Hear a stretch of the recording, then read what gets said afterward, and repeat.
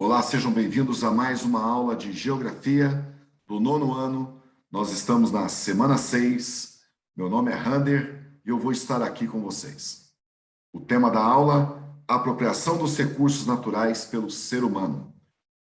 Ao se apropriar dos recursos naturais, a indústria promove intensa modificação da paisagem e das relações naturais que se desenvolvem em seu entorno. A demanda de produtos e tecnologias que são gerados a partir da atividade industrial, muitas vezes, levam o ambiente a sofrer intensos processos de alterações de suas condições naturais. Seja para a geração de energia ou produção de bens, são cada vez mais visíveis as marcas que a humanidade deixa sobre o planeta.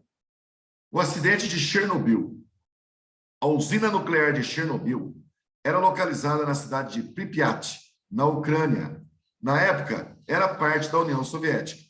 Era composta por 4 reatores e foi cenário de um dos maiores acidentes nucleares da história. A usina era utilizada para a geração de energia para o país. O desastre ocorreu no dia 26 de abril de 1986. Tudo começou quando um dos 4 reatores explodiu e ocasionou diversas reações em cadeia. E o motivo dessa explosão até hoje é controverso e mal explicado.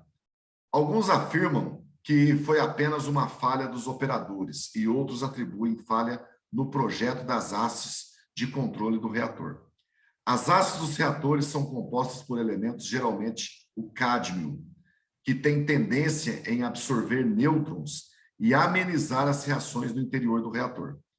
Também é bem provável que muitos procedimentos irregulares e que não obedeciam às normas de segurança tenham sido executados.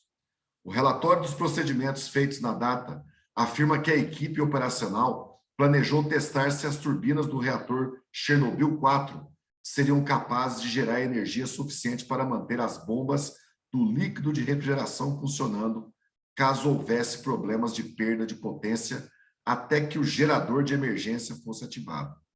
Em pouquíssimo tempo, a potência e a temperatura do reator subiram extremamente, ocasionando explosões que geraram ainda mais energia para as reações. E, além disso, houve a entrada de oxigênio do ar que piorou o processo de combustão, contribuindo para que a radiação fosse espalhada. Os primeiros dias após o acidente foram os que mais tiveram radiação liberada, principalmente em função do vento e das chuvas. E a contenção do reator era feita com areia e chumbo para incêndio e a radiação, respectivamente. Quem efetuava essas ações eram os chamados homens liquidadores, que perderam a vida no combate ao incêndio. Os moradores da cidade foram evacuados e 10 dias após o desastre, a emissão da radiação do reator foi cessada. O governo calculou 15 mil mortes e outras fontes apontam algo em torno de 80 mil. Até hoje, milhares de pessoas sofrem os efeitos da radiação.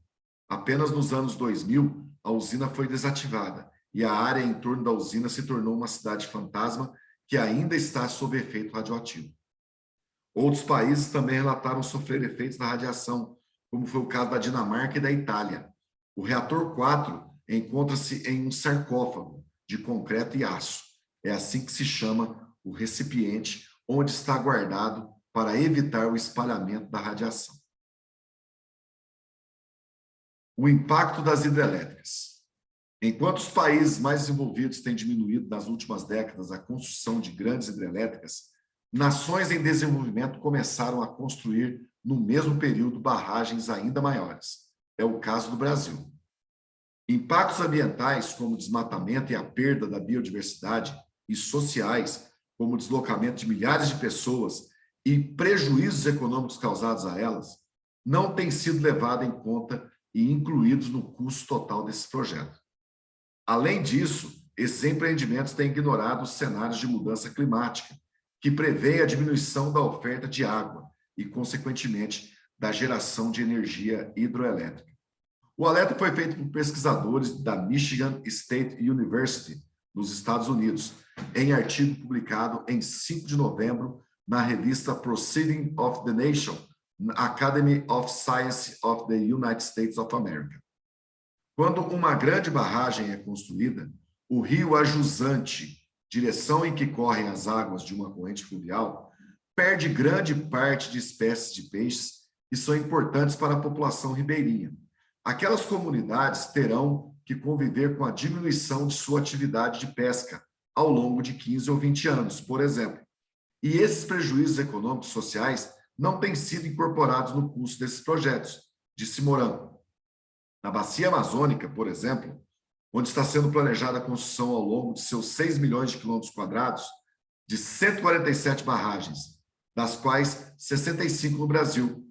A construção de hidrelétricas tem afetado as populações e a dinâmica das cerca de 2,3 mil espécies de peixes encontradas na região. Após a instalação de barragens no Rio Tocantins, houve uma redução de 25% no número de peixes nesse curso d'água, que deságua na foz do Rio Amazonas.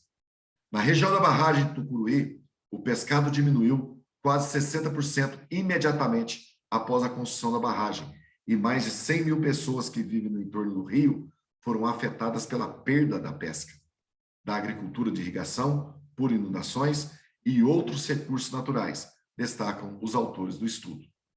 A maioria das espécies de peixe da bacia amazônica são endêmicas, só ocorrem naquela região. A perda dessas espécies representa um enorme dano para a biodiversidade mundial, disse Mourão. Para diminuir sua vulnerabilidade energética em um cenário de mudanças climáticas globais, o Brasil precisa diversificar sua matriz, que ainda é muito dependente do setor hidrelétrico. É preciso que o país aumente os investimentos em outras fontes de energia renovável, como solar, biomassa e eólica. Vamos direto para a pergunta número 1, semana 6.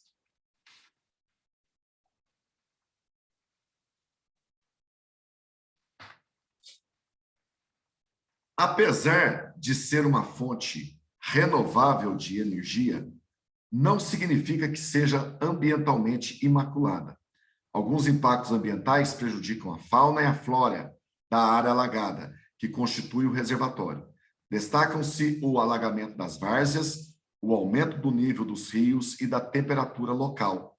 Por outro lado, o principal aspecto positivo é a produção mais barata de energia em relação aos custos da produção de eletricidade via energia nuclear. Ela é, certamente, a menos agressiva ao meio ambiente do que as usinas termoelétricas à base de petróleo ou carvão. Número 2, VOF. Vamos aqui, então, da primeira para baixo. Chernobyl, V. As energias nuclear, V. As energias nuclear e hidráulica, F. Há muitas usinas, F. A atividade pesqueira, V. O Brasil é um país, F. A construção, V. A produção de energia, V. Aqui, na verdade, é número 3, né? Teve um erro de digitação, e a resposta é letra A. Muito obrigado a todos e até a nossa próxima aula.